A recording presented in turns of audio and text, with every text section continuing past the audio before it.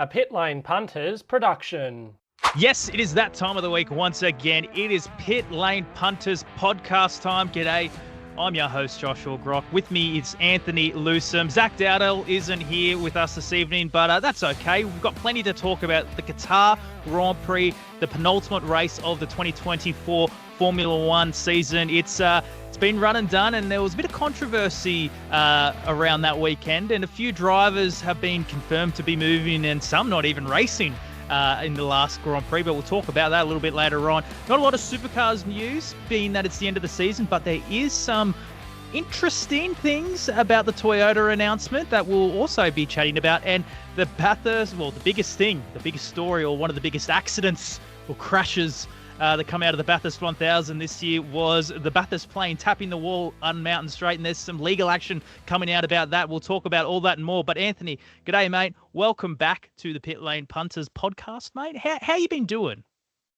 Thank you, Josh. It's been a while since we've jumped on. Obviously, last week there was an episode recorded with Zach and I, but that's been lost in the ether somewhere. So, that's all right. We'll find it. And these things happen on the big jobs. It might go up as a bit of a Christmas special later in the year. I mean, it's probably not relevant by then anymore, but who knows? But no, it is good to be back and great to have you with us. Not much going on in the world of motorsport. It's all starting to wind down. It's basically Formula One this weekend in Abu Dhabi is all that's left, and we go silly season, really. Yeah, all the shenanigans come out and all the stories that happen in the background. I guess really.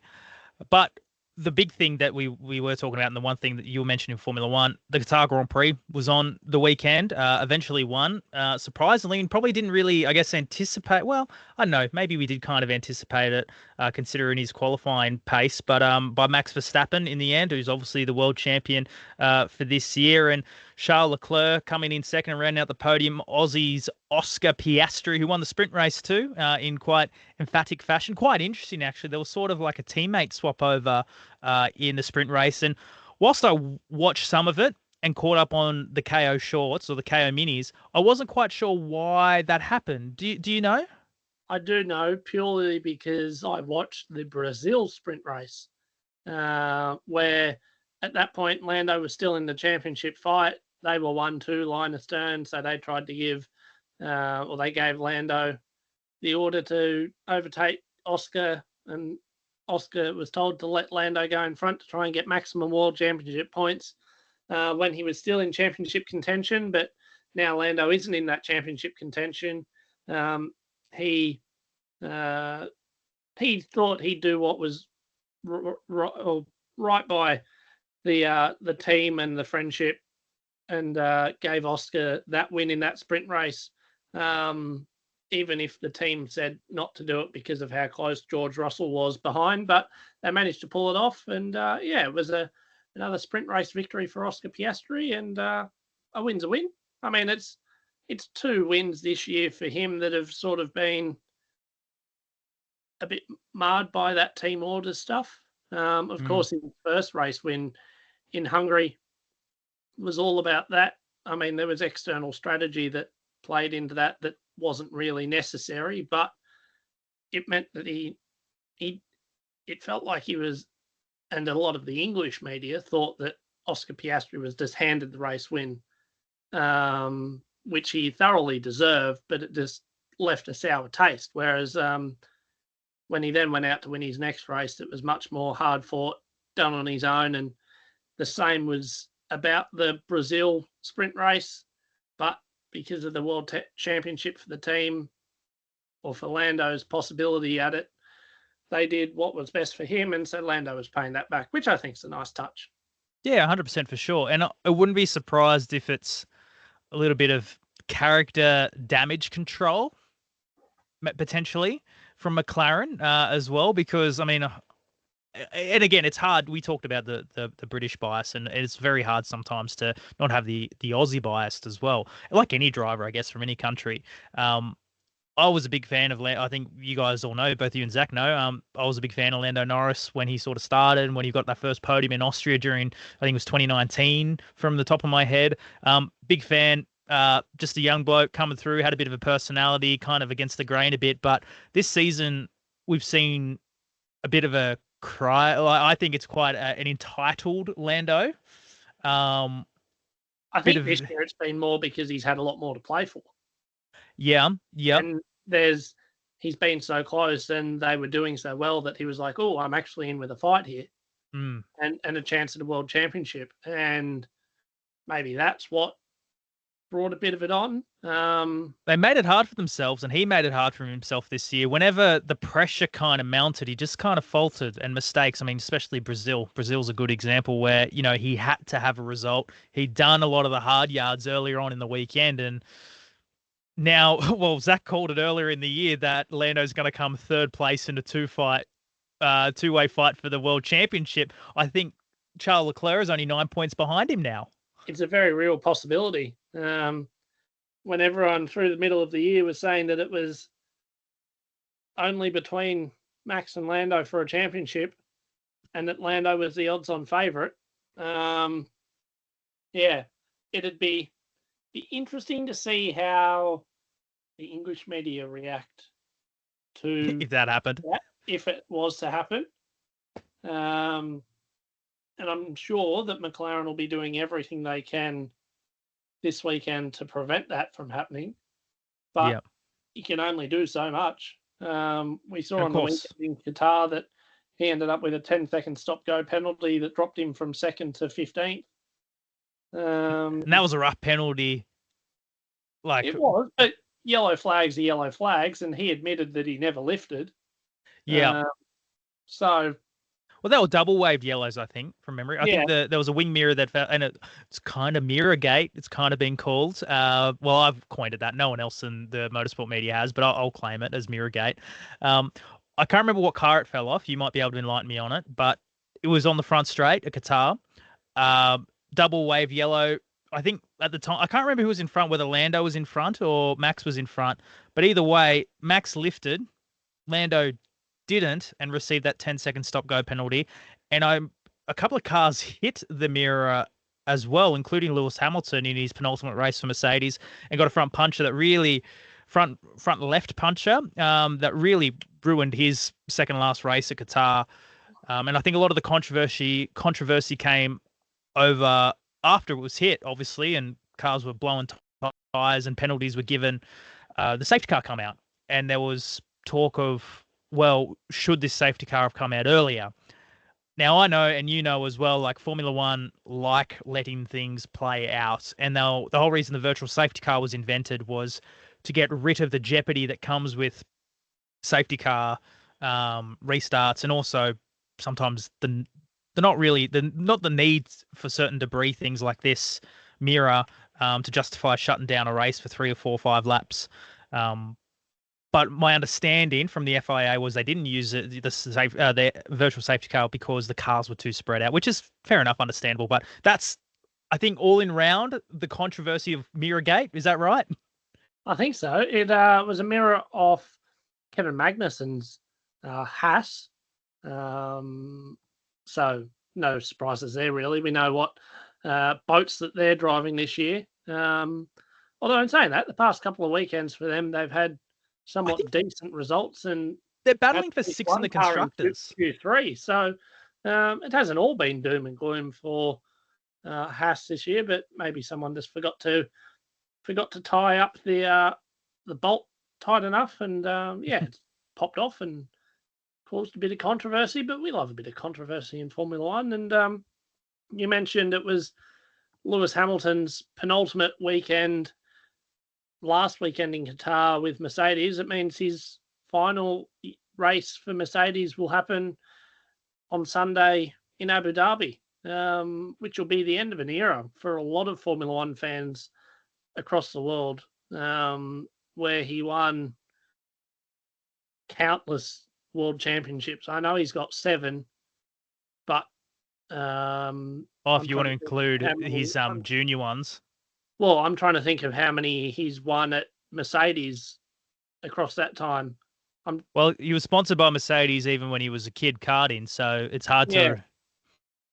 Yeah, I would hate to even guess how many championships he's won whilst being supported by the Mercedes-Benz brand, and because I know in his Formula 2 season as well, he was driving a Mercedes powered engine. That was back when they had multiple chassis, I believe, and multiple engine providers in F2. I think it was GP2 back then, not F2. But yeah, lots of fond memories, I think, and it's going to be weird seeing him in the Scarlet Red next year, I reckon. But how cool is it that it happens to be on Australian shores? That Lewis gets to debut for Ferrari. It's going to be pretty cool to witness his transition into what that's like, and if they put a good car together, Ferrari. Exactly. Just going through some of his stats here, he won 4 titles in a row with Mercedes from 2017 to 2020, after the year that he was teammates with Rosberg in 2016, where Rosberg ended up winning the championship and then retiring. I'm trying to find out what else. Of course, he won in 2021. Oh, sorry, no, he didn't win in 2021 in Abu Dhabi when Michael Matthew was fired from duties as the race director. Mm-hmm. Sorry, his Wikipedia page is quite long to try and find all his...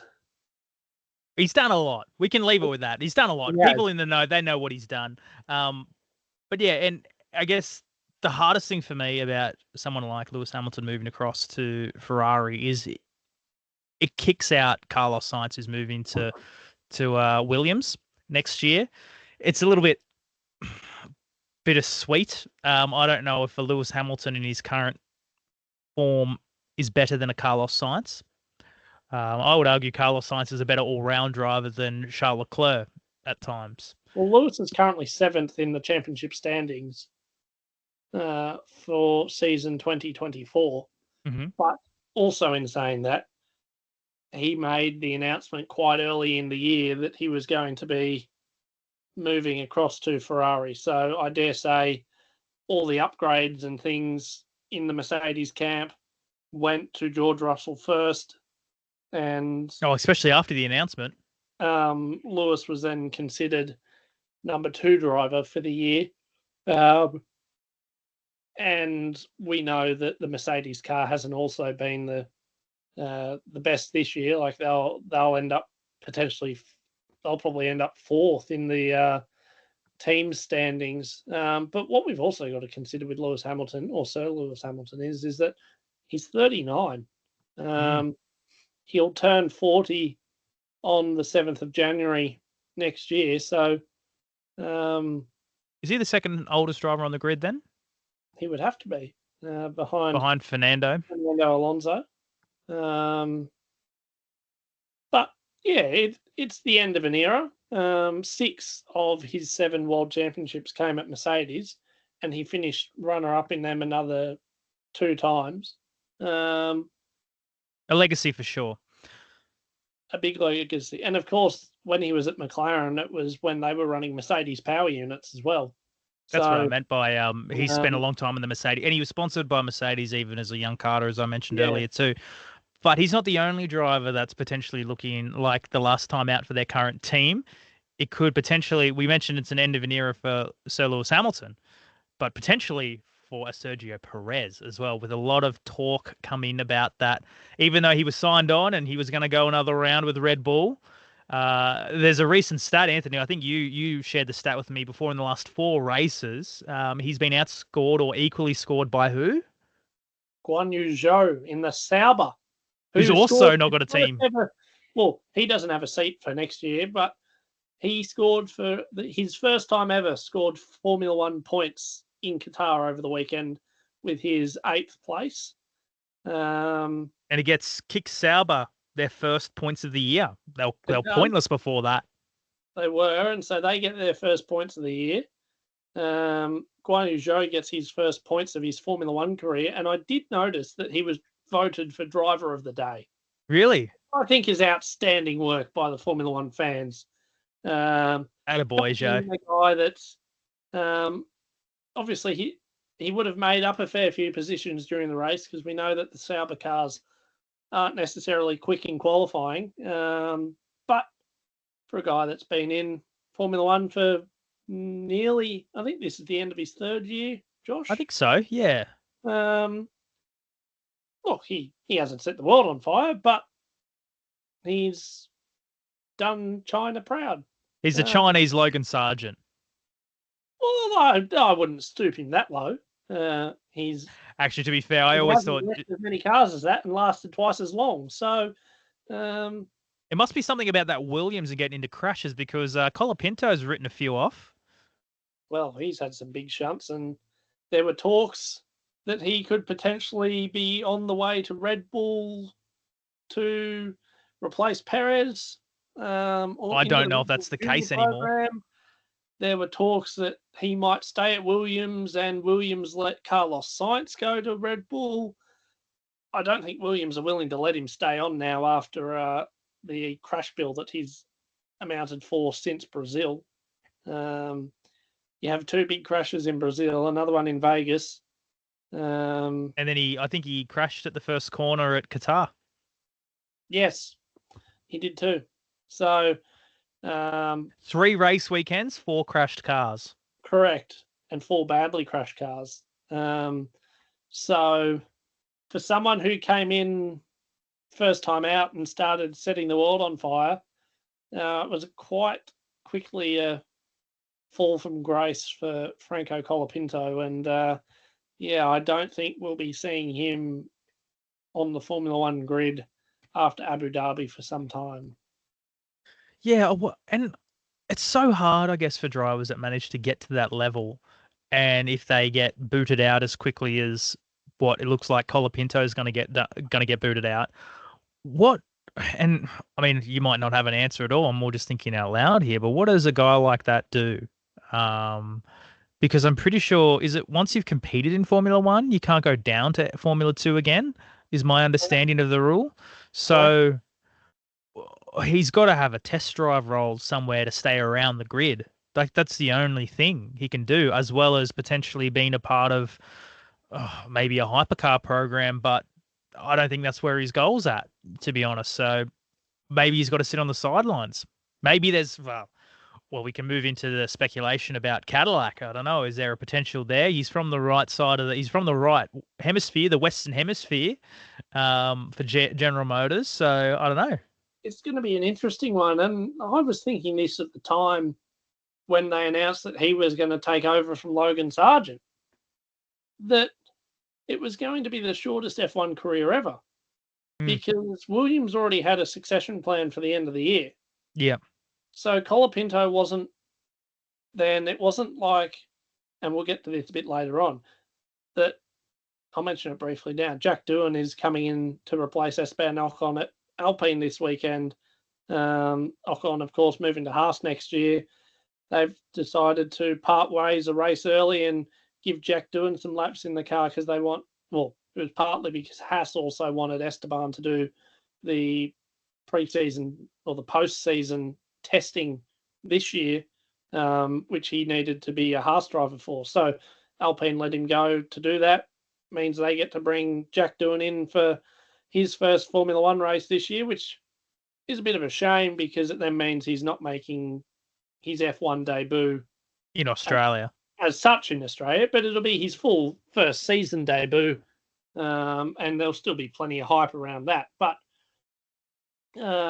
he's been part of Alpine's plan for, like, he's got a success. He's got a path to Formula One.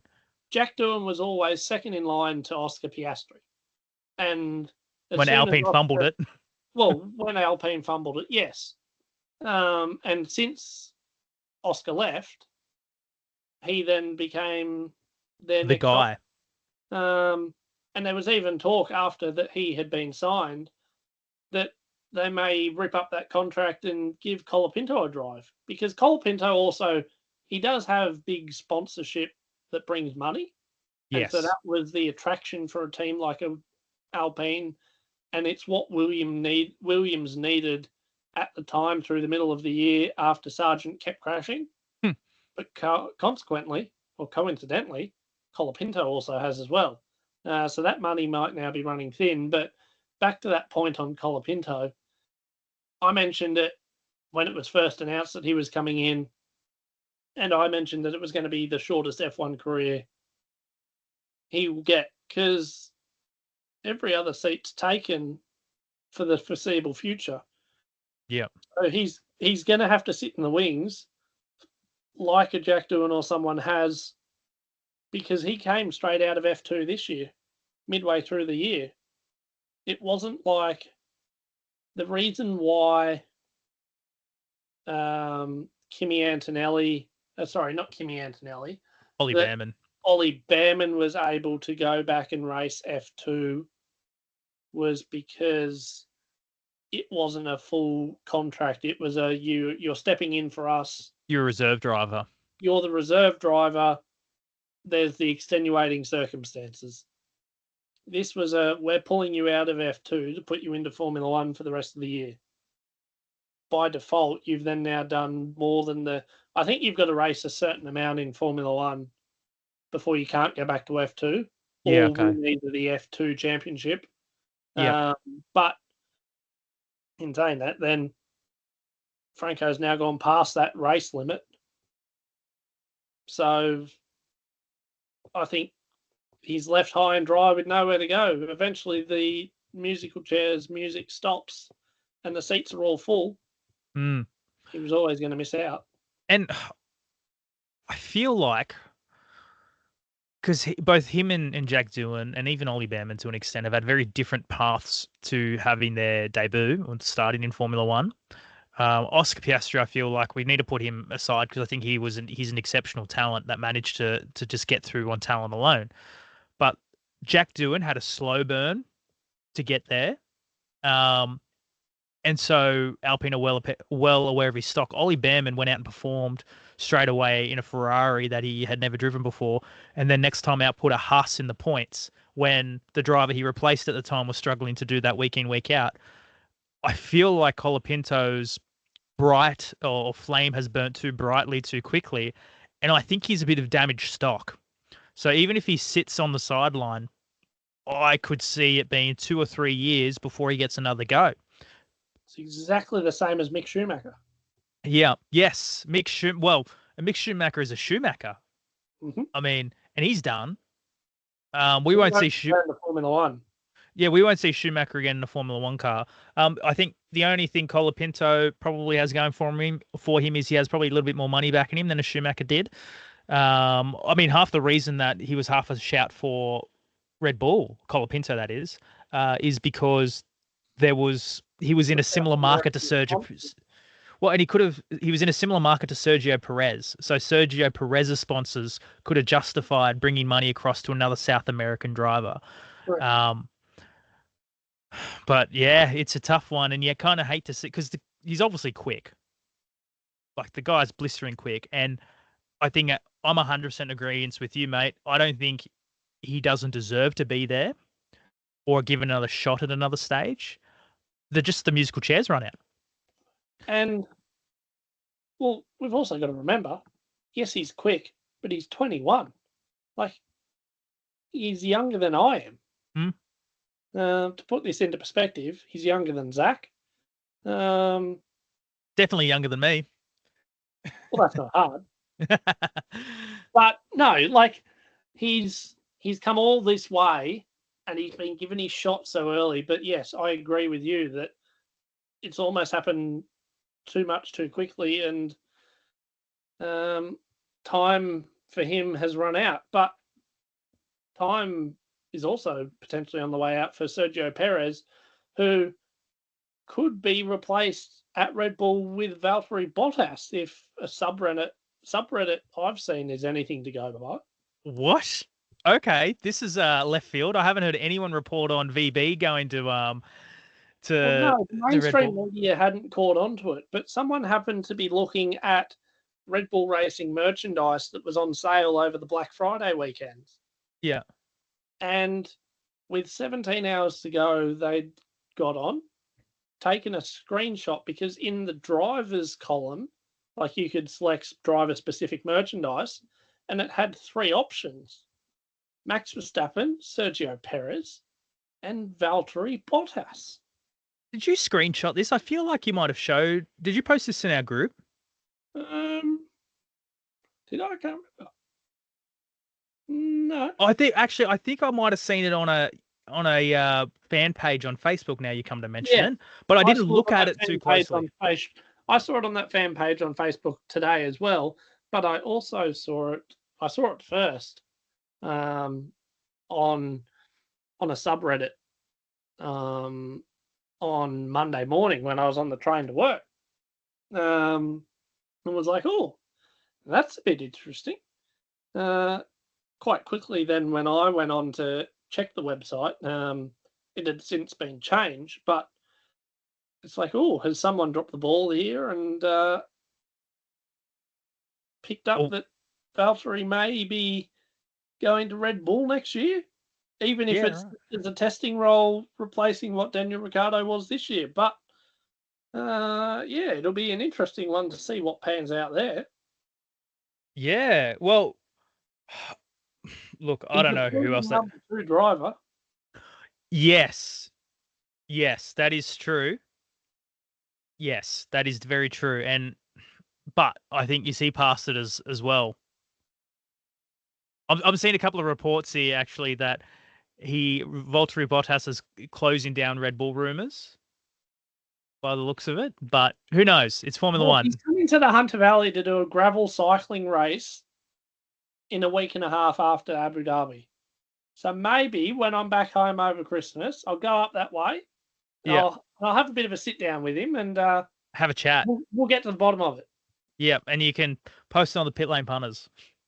Look, I doubt that'll actually happen, but he's going to be up my way over the Christmas period. He has a fond love of Australia, does Valtteri Bottas. Obviously is partnered with Tiffany Cromwell, female Australian road cyclist. Valtteri loves his cycling.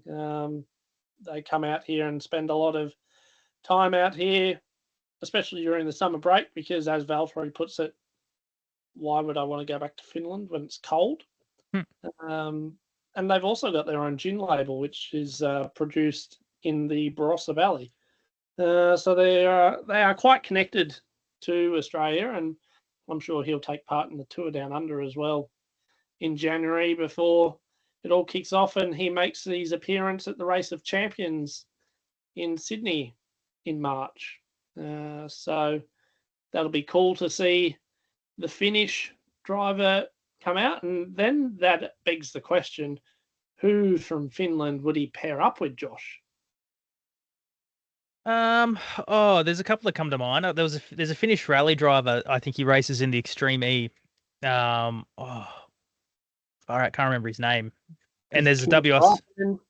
I don't reckon you get Kimi over to Australia. No, he's probably one that does like the cold. Yeah. I'm just trying to think. There's a couple of maybe I think it's Kalle Rovanperä. Yeah, I was like, there's a guy in WRC at the moment. I know, but I can't remember his name off the top of my head. But maybe it's too out of the way. He's also a young gun. What's that, sorry?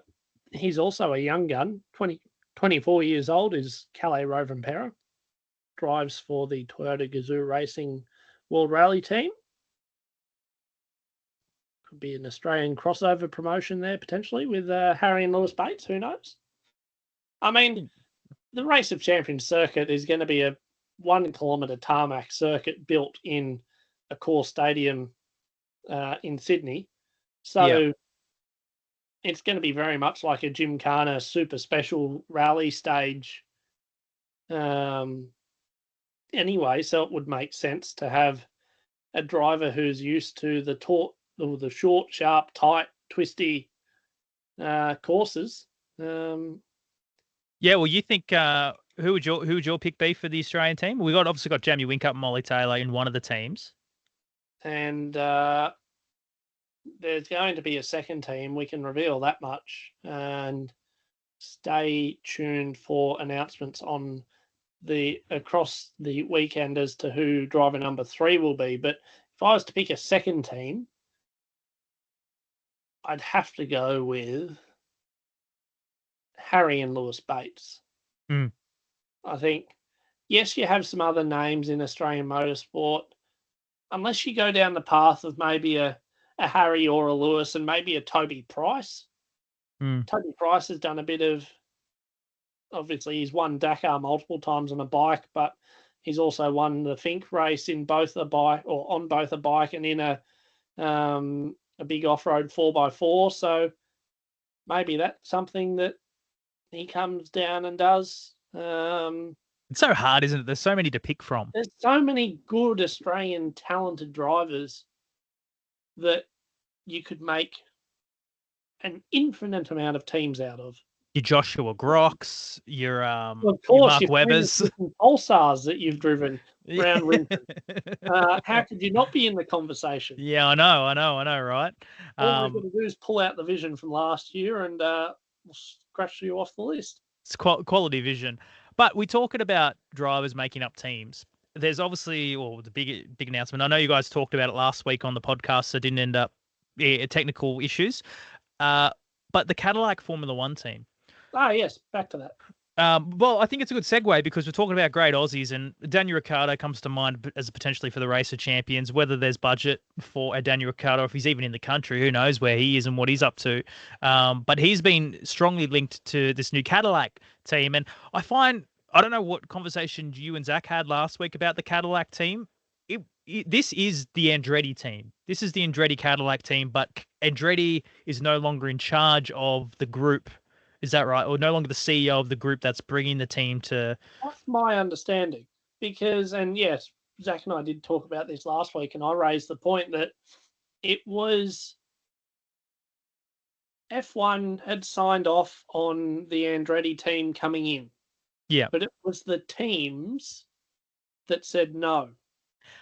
And it seemed personal. They have said yes. Yeah. With the Andretti name removed. But you can see that this is going to be the team run by Michael Andretti. It's got the US backing from same GM, factory. Cadillac. It's basically was repitched to the teams without Michael Andretti's name to it. Why that is, there obviously must be people in the F1 pit lane that don't want to deal with him. But sometimes life is life and you've just got to put those personal grievances aside. We know it wouldn't have been Zach Brown because he co-owns Walkinshaw Andretti United with Michael Andretti. So we know that there's no bad blood there. So it's bizarre as to no, 11 teams aren't going to happen because Formula One doesn't want it. And a week and a half later we go, oh, hang on, yes, 2026, we'll have 2 new cars on the grid. But there is no mention of Michael Andretti in it or Andretti Autosport in it anywhere. Yeah. It feels personal, and it feels like all the criticism is kind of justified, as in it's been a little bit Eurocentric. They've got an issue with us, the Andrettis, blah, blah, blah. Like that, those narratives seem to have some sort of legs. But also, what the hell's stopping them in 2 years' time slapping the Andretti name back on the team? Like nothing, because it's not like it's a registered company name or anything now. It's literally it's been signed off. Yeah. Or what stops Andretti from being the major sponsor of the team, like Aramco, Aston Martin? Correct. You know what I mean? Like, and him being the CEO of the team, like Zach Brown is at McLaren. Yeah. Like. It is absolutely baffling to me that that's how it's all played out and that's the way it's unfolded. But also, it doesn't, because that's sport and politics. And it's true. Unfortunately, that happens sometimes. But yes, back to your point about the drivers of that. It's been getting some legs that Daniel Ricciardo is going to be paired with a young American talent. Well, it won't be Logan Sargent. We know that much. We've seen what he's like in a Formula One car. So I'm trying to think off the top of my head a couple of other Americans who are in the junior programs for Formula 2. Well, I mentioned I threw off the name Colapinto before. Potentially could make it there if he's got some money. He's in the right, as I said, the Western Hemisphere. There was Pato Award was testing for McLaren. I know he's IndyCar, but he could potentially be a name there. I don't think McLaren want to let him go though. Yeah, I guess that's the only other. I'm trying to think of Americans. I'm going through the F2 the list. I don't know if there is any Americans currently in F2. There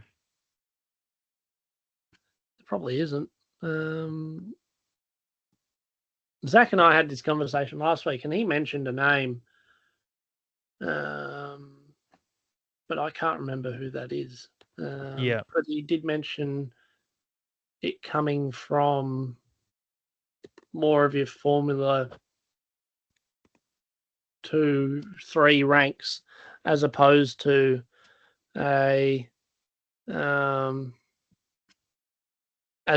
someone from IndyCar. Because if you look back at history, there isn't a young American in F2 who was born in 2005 by the name of Jack Crawford.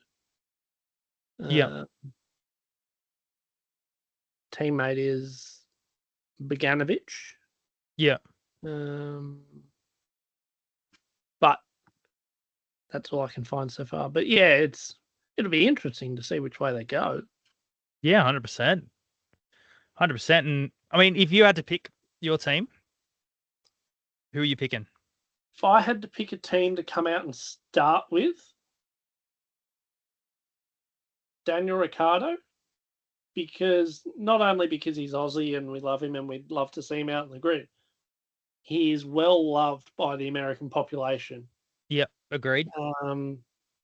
So it would make sense that a team like GM would use him everywhere. Yeah, it depends what the goal is, right? Isn't it? If the goal is to come out and be competitive straight away, then and I don't think they will be. I think they'll be a midfield team at best in their first couple of seasons, and maybe that's where they have some developed drivers. I mean, if who've been around the block a little bit, and maybe that's where you get like a Daniel Ricciardo and a Valtteri Bottas, or if they want to sell more Cadillacs in South America, maybe that's a Sergio Perez lifeline. I'm not sure, especially he has money too. It's going to be really hard to know what their goals are. And I'm sure they want to get out and win eventually, for sure. Every team does, but obviously it's a process. What does their junior team look like if they're going to have a junior program and fund a junior program too? So there's a lot of variables. And hey, we haven't even looked at their IMSA program. They might have guys in their IMSA program, young blokes coming up through there that, are looking the goods. I've just remembered the name that I was trying to think of from IndyCar circles. Colton Herta. Yeah, I know he was rumored to be part of potentially that Red Bull junior program seat, and VCAR, but I don't know. I just don't rate him, Colton Herta, to be honest. He's good. Don't get me wrong. I couldn't drive as good as he, but I just think there's better guys in IndyCar than a Colton Herta. IndyCar has come across and tried Formula One. There's been blokes who've gone back the other way. Alexandra Rossi comes to mind. But they've all gone from Formula One across to Indy. Yeah. Well, Christian Lundgaard was he was in the F2 program. Yep. Armstrong. They've come across. Montoya. Yeah, well, Pablo Montoya's gone both ways. Yes. He won a kart title before he went to Formula One. Correct, but then went from Formula One back. To IndyCar. He didn't. Or NASCAR first. Well, yes, but he won kart titles and things, and then went across to Europe to do the whole Formula thing, and eventually got to F1, and then came back to America. So that's not a start in Indy and that program to then just go straight into Formula One, you've got to be in Europe to be doing it. Yeah. So it'll be interesting to see how it plays out and the joys of them getting an extra year to have a look at all the drivers in F2 just to work out and see who's going to be the pick of the bunch. And I'm sure that they'll pick a young talent. But who that is? And having a guy with Daniel Ricciardo's caliber and resume alongside them to mentor, almost like Walkinshaw Andretti United have done this year with Ryan Wood and Chaz Mostert to bring this back to Supercars talk. You've got an old guy that has a Bathurst 1000 win, or 2 Bathurst 1000 wins, could have easily had a championship victory this year, and you've seen the way that Ryan Wood's progressed over the year and matured as a racing driver, and there's a reason for that. And it's the guy who's sitting next to him in the car on the other side of the garage. So yeah, well, there's a lot of examples with it too in racing, isn't there? Oh, yeah, absolutely. So it would make sense if that's the way that the Cadillac Formula One team goes. Yeah, that's true. Second driver is. They've probably got a list of 1,000 names long that they'll be looking at over the next year, keeping an eye on who's doing what, where, and when. Yeah, for sure. For sure. And talking about people who are doing things and from all sorts of times and having things from all sorts of eras of motorsport, Bernie Eccleston, he's selling his Formula One collection. Yeah, that's a bit of a shock. I mean, he's no spring chicken. I know he's no spring chicken, but he's also got a pretty cool collection of Formula One cars. So maybe his debts have caught up with him, his demons. Maybe it could be that, but or you're just trying to offload it so you don't have to start family fights about who gets which car in the wheel. Yeah, that's true. It's easier just to split money evenly than decide you can have this Formula One car and you can have that one. Oh, but I wanted that one. And yeah, I mean, there'd be reasons for it, I'm sure. And I know it wouldn't be cheap. I'm going to quickly see. I think he's got like 80 cars or something. And they're all. Magnate. He's got an older Auto Union, some of the old pre-war Grand Prix cars as well. Yeah. So it's his whole racing collection. 69 former race cars, including Ferraris, Brabhams, and Bugattis, are all going onto the market. I'm pretty sure he owned one of those race teams at some stage. I feel like Coopers or Bradmans he owned part of. I can't remember off the top of my head. Or Tolman. I think he owned part of Tolman back in the day, which is who Ayrton Senna debuted for. Yeah, I'm trying to think whilst read, which doesn't make for good audio. But Bradman. I mean, Bernie Eccleston owned the Brabham Formula One team. Brabham? Yeah. Yeah. But I'm just having a look at some of these photos from the article. And there's some wicked race cars. I think there's a Niki Lauda Ferrari in there. There's a Niki Lauda Ferrari. There's also a modern-ish Ferrari. Yeah, it looks like a Schumacher one. Yeah, that's running the Bridgestone tyres, so it's mid-2000s. I think that's early. I think that's the 2001 or 2002 Ferrari. But yeah, he's got plenty of cars, and yeah, they're all getting sold up now, which is a little bit well, I mean, they're still going to be around, I guess. But yeah, I just thought that was quite interesting news before we rolled into some of our final segments. And here we go. He's 94 years old. Yeah. And has a estimated net worth of $2.9 billion, which in Australian dollars is nearly $4.5 billion. Yeah. And the lot includes 17 Ferraris and 30 Brabhams. But so he's done pretty well for himself. Yeah. He says his decision to sell is a practical one. I love all my cars, but the time has come for me to start thinking about what will happen to them should I no longer be here. And that's why I've decided to sell them. Nice. Yeah, as you said, a lot easier to separate money in the wheel than it is Formula One cars. I'll have half of that one and half of that one. Correct. Mm. And the article goes on to, it may also help Eccleston after he was fined £653 million or 1.2 billion Australian dollars in 2023 after he pled guilty to tax fraud in the UK, as That's well what as I a meant. suspended prison sentence. So That's what he I meant should by be I think able to collect a fair bit of that back. he's got to pay some bills. I knew he was in trouble for something. Hey, I know this is not motorsport related, but I think there was a Harry Potter actor who also got done for tax evasion in the last couple of weeks. Was there? There you go. Yeah, I'll take the your word. UK doesn't go kindly to tax evasion. Neither does the ATO, to be fair, for everyone No. listening at home. But speaking of legal action, and this is probably one of the last Oh, hang stories on. we'll Before we go on, that Ferrari Okay. that you're mentioning in that picture, Yeah. it's a world championship winning Ferrari driven by Michael Schumacher in 2002, which was a rare chassis that both Ferrari drivers at the time posted wins in. 1 for Schumacher and 3 for teammate at the time, Rubens Barrichello. Yeah, right.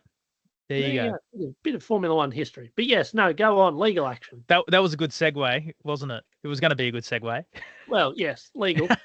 Yeah, so talking about legal action, we mentioned at the top of the show about the plane hitting the wall at the Bathurst 1000 in the pre-show. You and I were both on site, mate, and you saw it live, and I saw it live. I think the whole crowd kind of gasped a little bit. I can't remember the pilot's name off the top of my head. Hayden Pullen. Okay, good, great. You've got the names, which is great. I have the article up. When he went to turn around at Mountain Straight to deliver the Peter Brock trophy, yeah, the tail of the plane hit the wall, and you could physically see a piece of flap come off the plane, or a piece of the wing, and I think it's the Civil Aviation Authority is investigating it. Yeah, CASA, the Civil Aviation Safety Authority, yeah. has launched an investigation into the incident, which saw the tail of the stunt plane, it says in the article, appearing to strike a wall after landing on the racetrack. It's all allegedly. Well, yes, with debris visible to the TV viewers. However, Pullen did not exit the cockpit to inspect the damage and then took off shortly after he delivered the trophy. Yeah, I mean, it was interesting to watch it play out live. Mate, happening. What was your response to it? I know we spoke about it a few weeks ago for the Bathurst show, but I was like hands on my mouth, like, oh my god, I couldn't believe what I was watching. I mean, yeah, it's a hard one. He should have at least got out and checked first that the plane was still safe to fly, because he then took off back down towards turn 1 where all the punters were on the hill. Yeah. So if something wasn't right with that, and then all of a sudden the plane doesn't take off properly and he drives it straight into the wall, or takes off a little bit, and then it comes crushing back down into all the fans that are packed in 10 deep on the hill. There would have been close to 10,000 fans around that space. That you then just have a plane land into, and they can't move that quickly. It had a potential to be horrific, so I would not be surprised if heads roll over that. As soon as I saw it, I thought heads were going to roll. Well, the Australian Transport Safety Bureau opened its own investigation in the days following the event, and it's tasked with investigating aviation, marine, and rail matters. However, CASA is the national authority responsible for managing aviation and airspace in Australia, and has the power to suspend or cancel pilots' licenses. Yeah, so that'd be quite interesting if that plays out. But it's understood. Here we go. Further to the point that CASA has applied to the federal court for more time to complete its inquiry into Pullen's actions on the day. Sheesh. Yeah, that's not ideal at all. But I mean, that's the incident. We all saw it live, and we were all kind of and we're not. I'm personally not surprised that this has come about. I thought it would happen a little bit sooner, to be honest. But maybe the Transport Safety Bureau one did, but I think CASA was keeping it under wraps for a bit. Yeah, to see how it played out. Their investigation and worked out actually how it was all going to play out. Yeah, and who was responsible? Say that I don't think Hayden Pullen will be flying at supercars events anytime soon, and I think it's about time, and rightly so, that Matt Hall returns to do all the aerial displays. I'd be surprised if we do. I'd be surprised if we get an aerial display quite like that going forward. It was a bold, ambitious plan from both supercars themselves and Repco as to how they deliver the trophy. Last year we had Ant Middleton from SAS Australia jump out of a helicopter with it. That was partly cross promotion with Channel 7 involved. This time it was more Repco on how they bring the Bathurst per se and how they delivered the trophy. And whilst the concept was there, and it was a fantastic concept, unfortunately, and I saw the plane land on Wednesday when they did the rehearsal for it, and that went fine, but you just never know what things are going to be like on the day wind-wise, and maybe that's why it was a bit more hairy as he was coming into land. And I mean, there's a wide range of factors that I'm sure CASA are looking into. But at the end of the day, if you're a pilot or if you're a driver and you hit a wall or you hit another car, you're not normally just driving off. And good people like ourselves, if we were to be in an accident, we'd make sure that, A, the other person's all right, but we'd get out and we'd exchange details. You go through all that jargon. You would have thought, as a minimum, with a plane, you'd get out and inspect the damage first. Or at least have someone come and inspect it.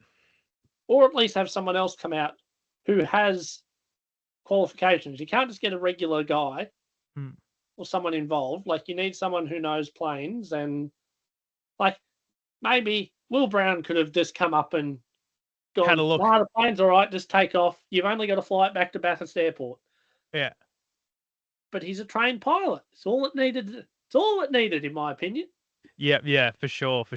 I did say that was the last thing, but we've actually, one thing we didn't talk about, we're in Supercars land, so we'll stay in Supercars land, but there has been, obviously, the big announcement, and we saw the mock-up at Bathurst as well, the Toyota Supra, or Toyota's coming to Supercars with the Supra for their Gen 3, but Toyota, the head company, has announced that the current model of Supra, the A90 variant, which is the little production number, I guess they give of this model, is going out of production in its final year of production is in 2025, which is the year before the Supra joins the Supercars grid, which I'm guessing, and Anthony, you might know a little bit more about it than I do, I'm guessing that it'll follow suit similarly to how the Ford Mustang was introduced, how originally in the prototype stage it was one model of Mustang. I think that was the 350 off the top of my head, and then it moved to the S650 off the top of my head, those model codes or variants. That happened, I guess the testing was done with the old model with the Mustang, and then the one that actually went racing was the new model, and it had to be homologated again. And I'm assuming that's what will happen with the Supra, or they may run their first full season with the A90 that they test. I'm not sure, but what are your thoughts about this? To be honest, I couldn't tell you which way it was going to go. My likelihood and planning is, because they're already so far down the design stage on the current car, they're just going to roll with it. I think that's the plan. Well, the Camaro's old. Correct. But also, in saying that, maybe the people in the background at Toyota already know what this new model of Supra will look like, so therefore we'll build the supercar to look like that one. Maybe that's the way it's going to go. I couldn't tell you. It's a design process that is already well underway between Toyota Australia and their design team in Melbourne and the homologation team of Walkinshaw and Andretti United. And I believe the plan is to have a car on track midway through next year. To start the testing. So, I mean, that's really what you need to be aiming at anyway, to make sure you get all your testing in and done. You can't just wait for a big showcase event like the Bathurst 1000 that's in October. That means your guys then aren't going to be having holiday period over the end of the year because, A, we're racing into late November next year with the final series. By the time you finish all that, and then you've got to take a new car testing and just run it till it's out of fuel, fill it back up and run it till it's out of fuel again. There needs to be aero testing, and in the off season, it'll probably go over with a Camaro and a Mustang to the wind tunnel and do the transient dyno as well, so that they can then work out the parity between all three. But yeah, it'll be great for the sport having the Toyota in, and regardless of which model Supra I run, I think that's a finite, minor detail that the fans won't care about. I mean, at the end of the day, Toyota's the biggest OEM in the country, and one of the biggest OEMs in the world.